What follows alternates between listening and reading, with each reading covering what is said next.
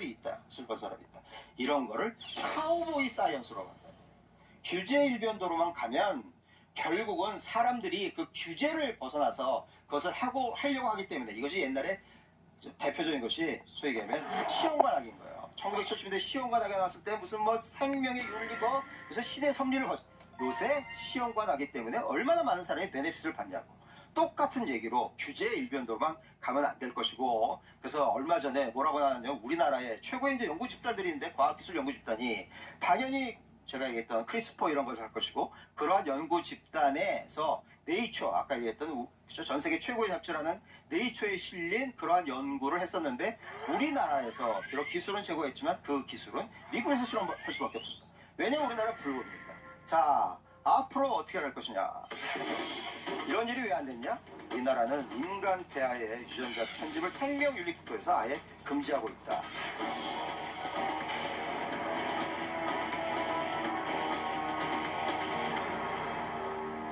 그래서 이것이 저의 마지막 슬라이드인데요. 여기 계신 분들도 이것은 다 여러분들 본인들의 얘기다. 재수 없으면 200살까지 살고 내가 취미로 모든 것을 다 바꿀 수가 있는데, 그러면 이러한 것을 과연 우리가 어디까지 허용을 해야 될 것인가. 그러니까 법제도, 윤리 규정, 그죠? 무슨 뭐 과학자, 국회의원, 뭐 누구 청와대 다 모여가지고 이런 토론을 해야 된다. 그런데 왜 이러한 것을 할 수밖에 없냐면, 왜냐하면 결국은 딴 나라 사람들이 먼저 할 수밖에 없기 때문에 이것이 우리가 얼마나 빨리 들어가냐, 그러한 문제다. 이런 얘기를 제가 드리면서 오늘 강연을 마치겠습니다. 감사합니다.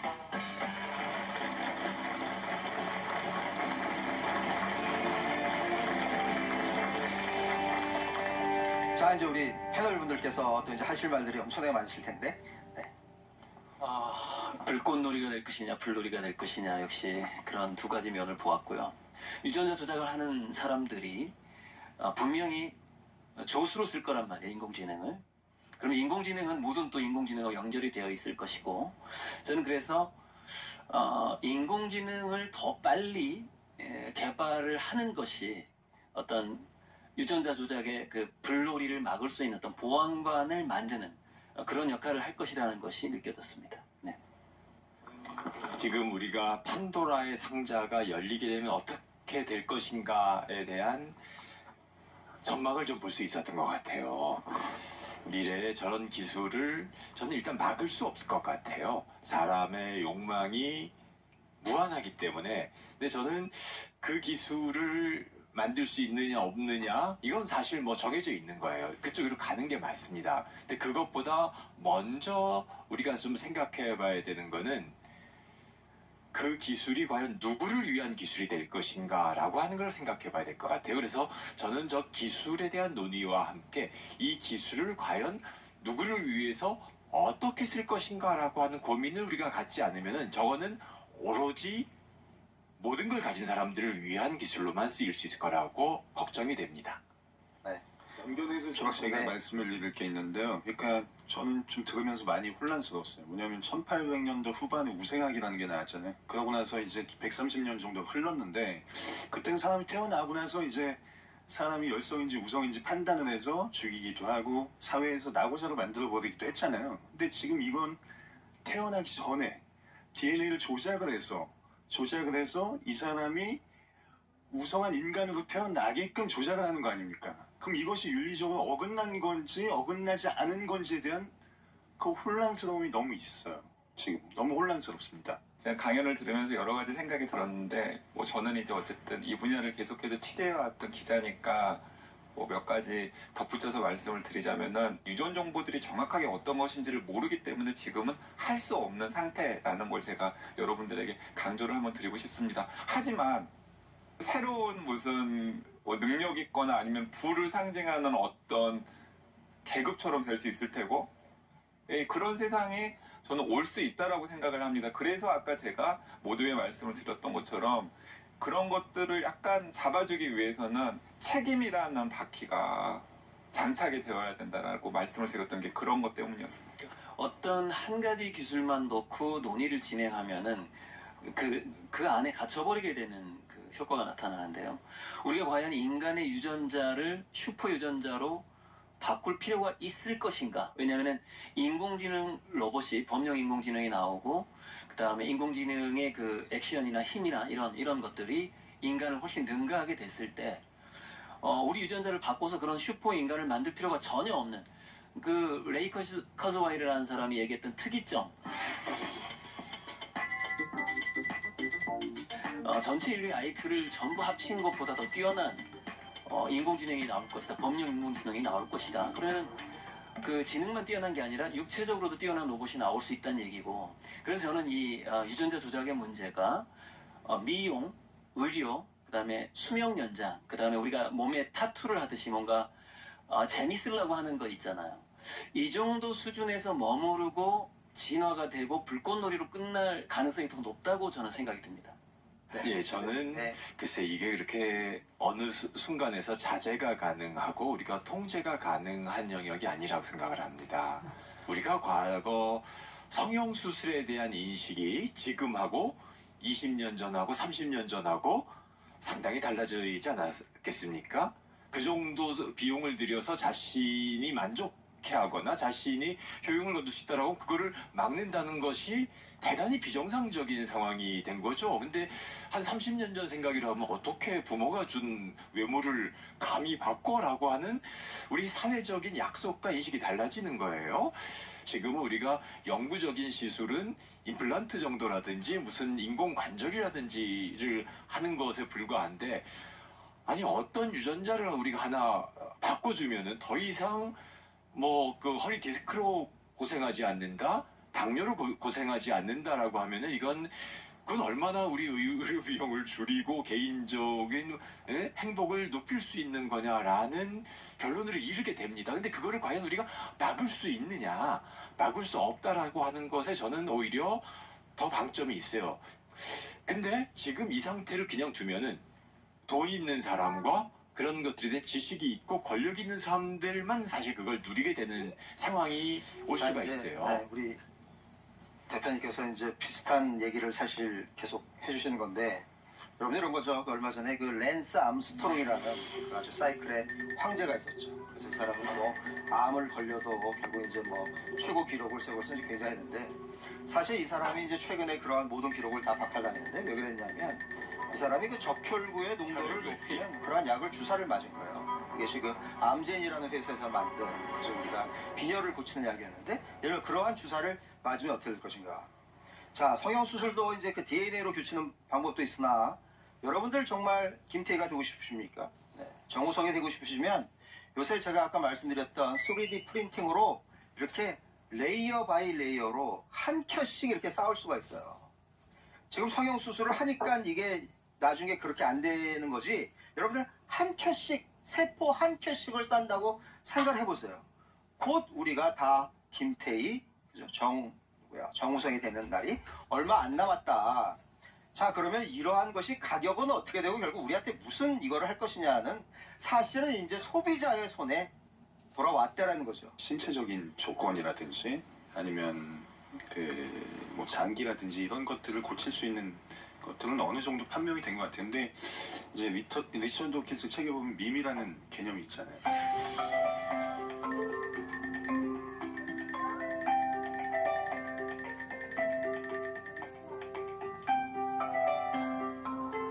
그러니까 문화적인 부분, 생도적인 그 신체적인 부분 말고 이 문화적인 부분까지도 유전자 조작을 통해 가지고 내려받을 수 있느냐, 이게 제가 아까 말씀드린 성격적인 부분과 그리고 그 사람이 가지고 있는 심리적인 부분 그리고 환경적인 부분까지 어우러진 한 사람의 인격체적인 그 소양이랄까요, 일종의 그런 부분인데, 이런 것들까지 전달이 가능한지가 가장 큰 화두인 것 같습니다. 그래서 아까 제가 이제 송중기 말씀도 드린 거고, 거기서 중요한 것은 외모가 아니라 이제 성격적인 부분이라는 거죠. 근데 밈이라는 개념이 좀 어려워서 그게 이제 그 풀이하자면 문화 유전자라고 하는 거, 어떤 아이디어가 계속해서 전승되고 유전되는 그걸 이제 밈이라고 하는데, 그게 DNA에도 저장이 된다라는 설도 있고요.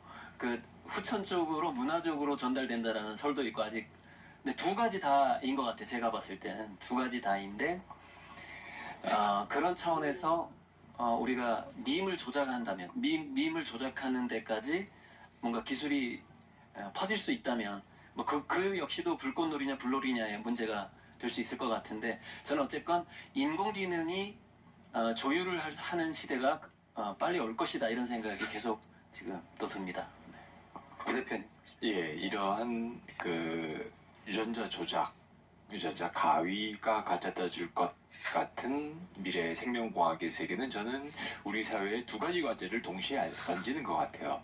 이런 과학의 혜택을 우리가 최대한 누리기 위해서는 이런 현상을 도외시하거나 뭐 외면하기만 하거나 규제를 통해서 막을 수 있다고 생각해서도 여전히 안 될 것 같지만 이거를 제대로 쓰기 위해서는 과연 무엇이 필요할까? 저는 오늘 강의를 들으시면서도 생각하셨겠지만 엄청난 질문을 던졌죠, 우리한테.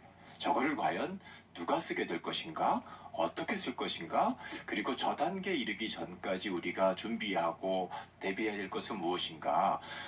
저는 앞으로 모든 이런 저건 결국 전문가들이 결정을 하긴 하겠지만은 그 생활 속에서 우리가 직면하는 문제들은 모두 다 개인들의 문제가 될 것 같아요. 그래서 저는 우리 사회가 직면하는 이런 새로운 질문들을 우리가 어떻게 개방적으로 받아들일 것인가 라고 하는 이런 문제가 어쩌면은 생명공학 시대의 생명의 본질이 과연 무엇이냐, 죽음이라는 게 무엇이냐 라고 하는 옛날에 50년 전, 30년 전 사람이 생각하던 것하고 또 다른 식의 질문을 우리한테 던진 거라고 저는 생각합니다. 자, 우리 조 박사. 네, 저는 좀 쉽게 얘기하고 싶은데요. 뭐냐면 기술은 진보할 수 있죠. 계속 진보할 수 있지만 사실은 이것이 특정 인의 욕망과 결부될 때 큰 위험에 빠지지 않습니까? 사실 기계공학자가 욕망에 빠지면 무기를 만들 수밖에 없고 화학공학자가 욕망에 빠지면 화공 약품을 만들어서 전 세계를 전쟁으로 빠지게 할 수 있는 거죠. 그래서 가장 중요한 것은 기술과 함께 이 인간의 욕망을 어떻게 제어할 것인가가 여전히 큰 화두인 것 같고요. 저희는 이런 걸 한번 좀 저는 생각을 해봤으면 좋겠어요. 예를 들어서 뭐 저희가 이제 우리들의 유전 정보에 대해서 굉장히 많이 알게 되어서 모두가 다 똑같이 송중기처럼 생겼고 모두가 다 똑같이 송중기처럼 성격도 좋고 모두가 다 똑같이 그 태양의 후예에 나오는 그 송중기 역할의 그 대위처럼 운동도 잘하고 똑똑하고 이런 사람들로만 가득한 세상을 원한다면 그리고 기술이 어느 정도 뒷받침된다면 그런 세상을 만들어 가겠죠.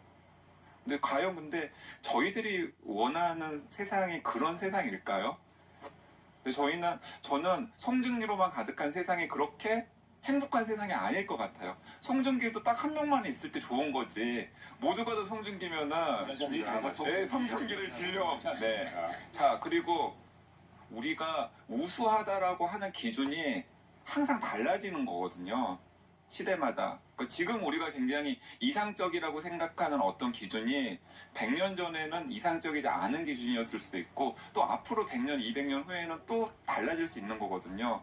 오늘 교수님께서 말씀하신 것도 지금 선진국이 다 이런 미래의 황금이 될 유전자 기술, 생명공학 기술을 열심히 개발하고 있는데 우리가 이러이러한 규제라든지 이러이러한 것들 때문에 아무것도 못하고 있고 구경만 하고 있으면 우리는 10년 뒤, 20년 뒤에 뭐가 되겠느냐라고 하는 것도 사실 국가 단위에서 보면 마찬가지 이야기가 되게 됩니다. 근데 이것을 현명하게 저는 바라보는 방법은 무조건 금지해서도 그렇다고 무조건 앞으로만 가자라고 허용해서도 안 됩니다. 이것은 영향력이 크고 무척 힘이 센 것이기 때문에 파급력이 큰 거기 때문에 이렇게 힘이 세고 큰 것일수록 그것을 아주 정교하고 세밀하게 통제할 줄 아는 힘을 갖춰야지만 사실 그거를 만들 수 있는 자격이 생긴다라고 생각합니다.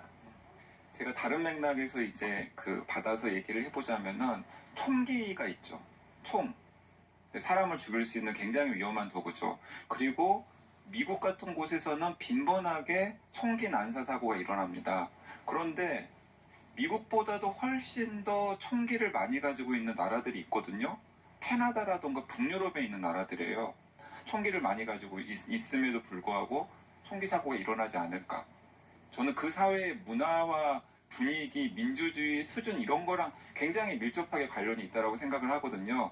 예를 들어서 방금 기자님께서 말씀하셨던 그런 여러 가지 일들이 굉장히 민주적이지 못하고 정치가 낙후돼 있고 그리고 소수의 독재자들이 쥐락펴락하는 그런 나라에서는 그래 우리나라의 군인들을 강화시키기 위해서는 군인들의 유전자 정도를 조작을 해야겠지라는 게 통해질 수도 있겠죠. 하지만은 굉장히 개방적이고 굉장히 민주적이고 그리고 그런 의사결정 과정에 시민들의 의견이 많이 관철되는 나라에서는 그런 일이 불가능해지겠죠. 그래서 자, 저희가 이제 이게 워낙에 이제 심도 있는 주제라 그 문제부터 정말 우리가 터미네이터를 만들어도 되는 것인가 이런 얘기로 이제 번지고 있는데요.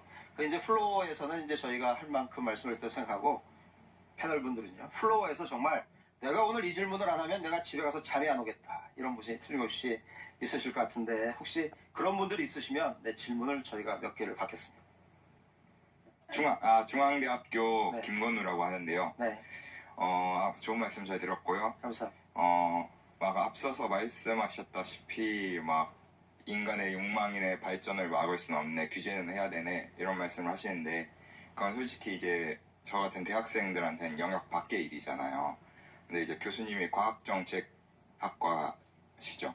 그렇습니다. 네. 그럼 그런 과학기술 정책을 바꾸기 위해서 20대 청년들이 무엇을 준비해야 되고 어떻게 대응을 해야 되는지 알려주실 수 있으신가요? 결국 이제 이런 거를 바꾸려면 뭐 그죠? 그 저희 같은 사람들이 얘기하는 것보다는 사실 이제 그 일반 국민들이 나한테는 이러한 것이 어떠한 영향을 미칠 것인가. 그래서 공감대가 형성이 되면 드디어 나라가 바뀌는 것입니다. 그래서 저희들이 외람스럽게 이러한 것을 하는 것보다는 여러분들이 이제 이런 얘기를 들으시고 굉장히 흥미가 있으셨으면 가셔가지고 여러 가지 자료도 보시고 딴 나라는 어떻게 하고 있나 이런 것도 보시고 중국도 보시고 영국도 보시고 미국도 보시고 그러면 어떻게 될 것이냐. 그래서 이것을 다시 그죠 예를 들면 피드백을 해주시면 드디어 우리가 그죠? 우리의 나라를 바꿀 수가 있다 이런 거죠. 그래서 여러분들이 오늘 이 방송을 들으시고 여러분들 혼자만 그죠 마음속에 새겨 놓으실 것이 아니라 지금 뭐 학교에 가셔서 솔직히 말씀드려가지고 이런 모습 동아리를 한다든가 이게 지금 우리 학생 되시는 분도 바로 그죠? 본인이 겪을 문제라는 거죠. 도대체 그죠? 우리가 앞에서 얘기한 인공지능은 어떻게 될 것인가, 생명호가 어떻게 될 것인가. 그렇기 때문에 여러분들 그러한 질문을 많이 가지고 가시라고 저희가 이러한 그 방송을 하고 있다 이런 말씀을 드리겠습니다. 자, 우리 제 식으로 답변을 해보면은 관심을 가지는 게 되게 중요할 것 같습니다. 왜 관심을 가지는 게 중요하냐면 어쨌든 생명공학이라는 새로운 도구가 지금 저희 손에 쥐어져 있는 상태고 일단 우리는 이제 여러 가지 질문에 답을 해야 되겠죠. 도대체 이 도구로 우리가 할 수 있는 것과 할 수 없는 것이 무엇인지 그리고 할 수 있는 것에 관심을 가지다 보면은 거기서 뭔가 직업이라던가 아니면 돈벌이에 대한 아이디어 같은 게 떠오를 수도 있을 테고요. 그리고 또 할 수 없는 것에 관심을 가지다 보면은 뭐 책임의 윤리라던가 철학이라던가 또 꼬리에 꼬리를 무는 성찰도 할 수 있는 기회를 가질 수 있기 때문에 일단은 관심을 가지는 게 저는 굉장히 중요한 일이라고 생각이 드는데요. 그래서 아마 그런 관심에 대한 욕구 때문에 이 자리에도 참석을 하신 게 아닌가라는 생각이 듭니다. 지금 뭐 우리 기자님 말씀에 이제 여기 방청객으로 오신 분도 우리나라에서 이제 가장 호기심, 관심, 미래 발전 방향에 대해서 굉장히 관심 많으신 분으로 오셨다고 생각하고요. 제가 생각하는 거는 이런 거죠. 생각보다 미래는 실제로 미래에 있는 것이 아니라 우리의 주변에 이미 와 있다라는 것이고 또 하나의 중요한 얘기는 뭐냐면 미래라는 것은 이렇게 우리가 예측을 하는 것이 아니라 그죠? 여기 계신 방청객 분들, 여기 계신 패널 분들, 여기서 방송을 제작하시는 분들 이러한 분들이 기본적으로 미래는 만들어가는 것입니다. 미래의 예측은 그죠? 뭐 미래학자들이 하겠지만 우리의 미래는 우리가 만들어가는 것이다. 앞으로도 시청자 여러분께서도 많은 관심을 보여주